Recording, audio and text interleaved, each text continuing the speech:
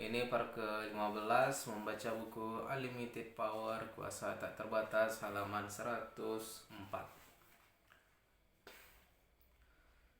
Ada dua hal yang bisa kita ubah tentang representasi internal kita. Kita bisa mengubah apa yang kita representasikan, demikianlah umpamanya.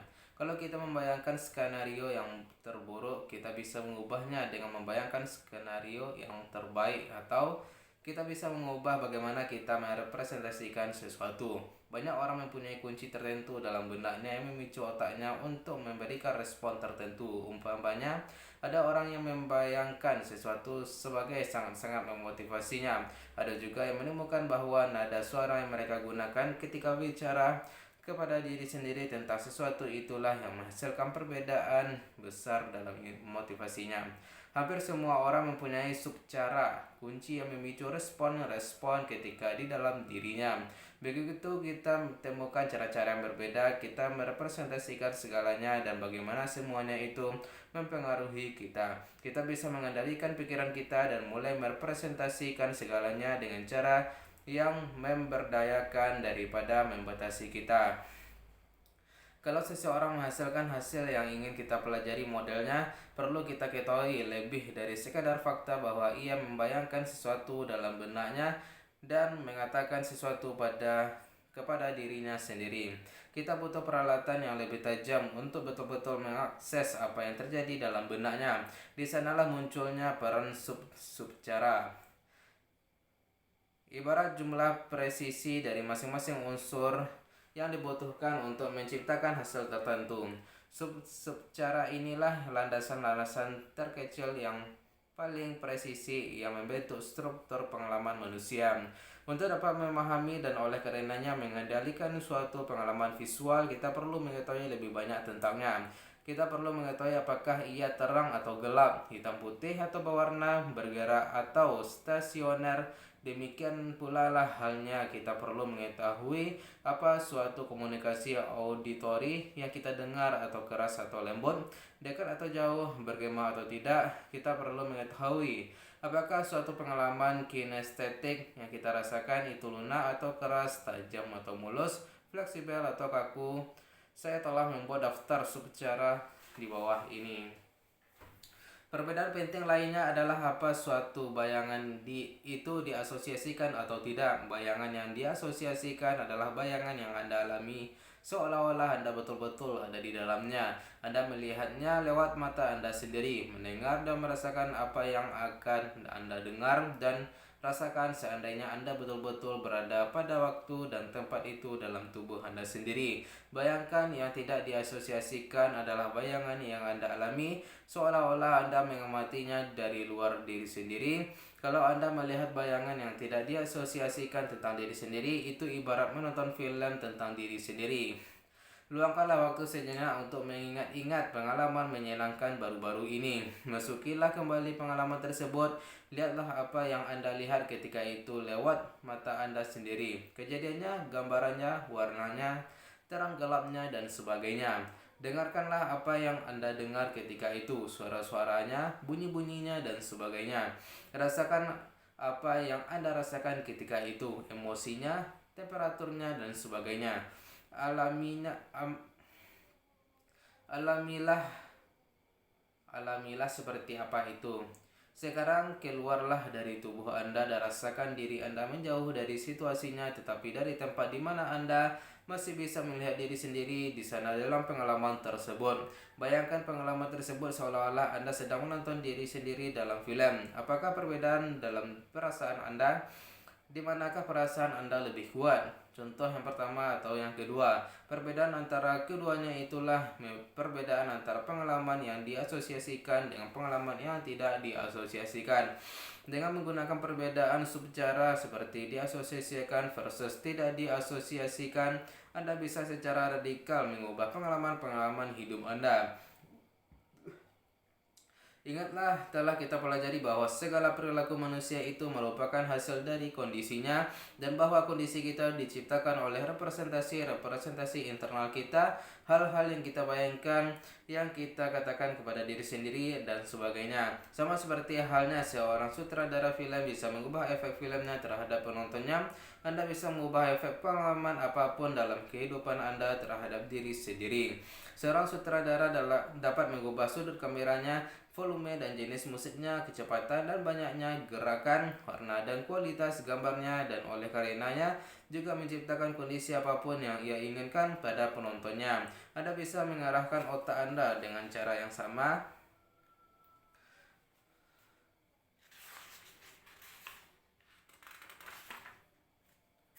Daftar-daftar sub cara yang mungkin visual yang kita lihat.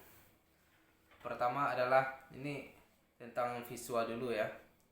Yang pertama adalah film atau gambar. Yang kedua panorama atau lukisan. Kalau lukisan bentuk bingkainya. 3 berwarna atau hitam putih. 4 terang gelapnya. Kelima ukuran gambarnya sesuai aslinya, lebih besar atau lebih kecil. 6 ukuran objek-objek sentralnya. 7 diri di dalam atau di luar gambarnya. 8 jarak antara gambar dengan diri. 9 jarak antara objek sentralnya dengan diri. Ke-10 kualitas 3D.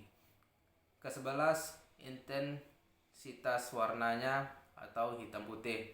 12 ketajaman kontrasnya. 13 gerakan kalau ada cepat atau lambat. 14 fokusnya, bagian mana saja yang terfokus atau kabur. 15 fokus dan putus-putus atau continue. 16 sudut pandangnya. 17 jumlah gambarnya, pergeserannya. 18 lokasinya, 19 lainnya. Yang kedua, auditory, lewat yang kita dengar. Yang pertama volumenya, kedua naik turun suaranya, interupsi, pengelompokan, ketiga iramanya teratur atau tidak. 4 penekanannya, kata-kata yang ditekankan bagaimana. Kelima temponya. 6 jeda-jedanya. 7 nadanya. Ke-8 timbre, kualitasnya bergema dari mana. Ke-9 keunikan suaranya, mulus, kasar dan sebagainya. Ke-10 suara bergerak keliling ruang. Ke-11 lokasinya. 12 lainnya. Kinestetik, lewat yang kita rasakan. Yang pertama temperaturnya, yang kedua teksturnya, yang ketiga getarannya, keempat tekanannya, kelima gerakannya, keenam durasinya, ketujuh kontinu atau putus-putus, 8 intensitasnya, ke-9 bobotnya atau beratnya, ke-10 kepadatannya, ke-11 lokasinya, 12 lainnya. Untuk kepedihan, yang pertama penggelitik, yang kedua panas dingin, ketiga ketegangan otot, yang keempat tajam atau tumpul, kelima tekanannya, keenam durasinya, ketujuh putus-putus seperti berdenyut-denyut, ke-8 lokasinya, 9 lainnya. Untuk menghasilkan kondisi atau perilaku apapun yang mendukung sasaran-sasaran Anda yang tertinggi atau kebutuhan-kebutuhan Anda, izinkan saya menunjukkan bagaimana pentingnya Anda kerjakan latihan-latihan ini. Jadi Anda perlu membaca masing-masingnya sampai selesai, lalu berhenti dan betul-betul melakukannya sebelum meneruskan membaca. Lebih menyenangkan kalau Anda bisa melakukannya dengan orang lain. Bergantianlah mengambil peran. Saya ingin Anda membayangkan suatu kenangan yang sangat menyenangkan, entah baru-baru ini atau sudah lama. Pokoknya pejamkan saja mata Anda, rileks dan bayangkanlah. Sekarang jadikanlah itu lebih terang. Sementara bayangan itu menjadi lebih terang, sadarilah bagaimana kondisi Anda berubah. Berikutnya saya ingin Anda bawa gambaran mental itu lebih dekat kepada Anda. Sekarang berhentilah dan jadikanlah itu lebih besar. Apa yang terjadi ketika Anda memanipulasikan gambar tersebut? Itu mengubah entitas pengalaman Anda, bukan? Bagi kebanyakan orang, menjadikan suatu kenangan yang sudah menyenangkan lebih besar, lebih terang, dan lebih dekat, menciptakan gambaran yang bahkan lebih kuat lagi dan lebih menyenangkan. Itu meningkatkan kuasa dan kesenangan dari representasi internalnya. Itu menempatkan Anda dalam kondisi yang jauh lebih berkuasa, lebih bersukacita. Semua orang mempunyai akses terhadap ketiga subcara atau sistem representasi ini: visual lewat yang kita lihat, auditory lewat yang kita dengar, dan kinestetik lewat yang kita rasakan. Tetapi orang mengandalkan sistem representasi yang berbeda-beda hingga tingkatan yang berbeda-beda. Banyak orang mengakses otak mereka terutama dalam kerangka kerja visual. Mereka bereaksi terhadap bayangan yang mereka lihat di benak mereka. Ada juga yang terutama auditory. Ada juga yang kinestetik. Mereka bereaksi paling kuat terhadap apa yang mereka dengar atau yang mereka rasakan. Jadi setelah Anda variasikan kerangka visual itu, marilah kita coba hal yang sama dengan sistem representasi yang lain. Bawalah kembali kenangan menyenangkan tadi, perbesarlah volume suara-suara atau bunyi-bunyi yang Anda dengar, berikanlah semuanya itu lebih banyak irama, lebih banyak bass, lebih perubahan dalam timbrenya. Jadikanlah lebih kuat dan lebih menegaskan. Sekarang lakukan juga dengan subcara kinestetik. Jadikan kenangan tadi lebih hangat dan lebih lembut dan lebih mulus daripada sebelumnya. Apa yang terjadi kepada perasaan Anda tentang pengalaman tersebut sekarang? Tidak semua orang menanggapinya dengan cara yang sama. Stimuli kinestetik khususnya membangkitkan respon yang berbeda-beda pada setiap orang. Kebanyakan orang mungkin menemukan bahwa menjadikan bayangan itu lebih terang atau lebih besar menjadikannya lebih kaya. Itu memberi representasi internal Anda intensitas lebih besar menjadikannya lebih menarik, dan yang terpenting menempatkan Anda dalam kondisi yang lebih positif, lebih berakal budi. Ketika saya lakukan latihan-latihan ini dalam sesi-sesi konseling, saya bisa melihat persis apa yang terjadi dalam benak seseorang hanya dengan mengamati fisiologinya saja. Nafasnya menjadi lebih dalam, pundaknya lurus, wajahnya rileks, dan keseluruhan tubuhnya tampak lebih peka. Marilah kita coba hal yang sama dengan bayangkan negatif. Saya ingin Anda mengingat sesuatu yang mengecewakan Anda dan mengakibatkan kepedihan bagi Anda. Sekarang jadikanlah itu lebih terang. Dekatlah kepada Anda, jadikan lebih besar. Apakah yang terjadi dalam otak Anda? Bayangkan orang menemukan bahwa kondisi negatifnya semakin kuat. Perasaan buruk yang mereka rasakan sebelumnya menjadi semakin jadi-jadi. Sekarang kembalilah bayangan itu ke tempat semula. Apakah yang terjadi kalau Anda menjadikannya lebih kecil dan lebih redup dan lebih jauh? Cobalah dan perhatikan perbedaan dalam perasaan Anda. Akan Anda temukan bahwa perasaan-perasaan negatif itu akan kehilangan kuasanya. Cobalah hal yang sama dengan subcara yang lain. Dengarkanlah suara internal Anda sendiri atau apapun yang terjadi dalam pengalaman tersebut dalam nada yang keras, putus-putus. Rasakanlah pengalaman itu sebagai keras dan kaku.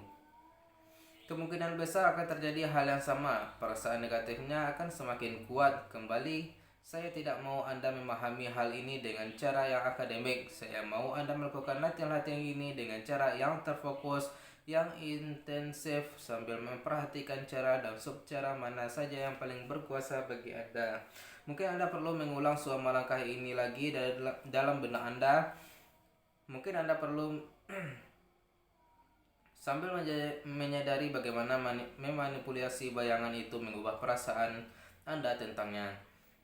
Ambillah bayangan negatif tadi dan sekarang jadikanlah ia lebih kecil. Sadarilah apa yang terjadi sementara bayangan itu mencuat. Sekarang kaburkanlah fokus Anda, jadikanlah ia lebih kabur, lebih redup, dan lebih sulit untuk dilihat. Sekarang jauhkanlah ia dari Anda sehingga ia sulit sekali melihatnya. Akhirnya doronglah dia ke dalam matahari bayangan. Perhatikanlah apa yang Anda dengar dan lihat dan rasakan sementara ia menghilang dari dunia. Lakukanlah hal yang sama dengan subcara auditory. Perkecillah volume suara yang Anda dengar. Jadikanlah suara-suara itu lebih malas. Renggutlah irama dan hentakannya. Lakukan hal yang sama dengan persepsi kinestetik Anda. Jadilah bayangan itu terasa tidak berbobot. Apakah yang terjadi kepada bayangan negatif itu ketika Anda melalui proses ini?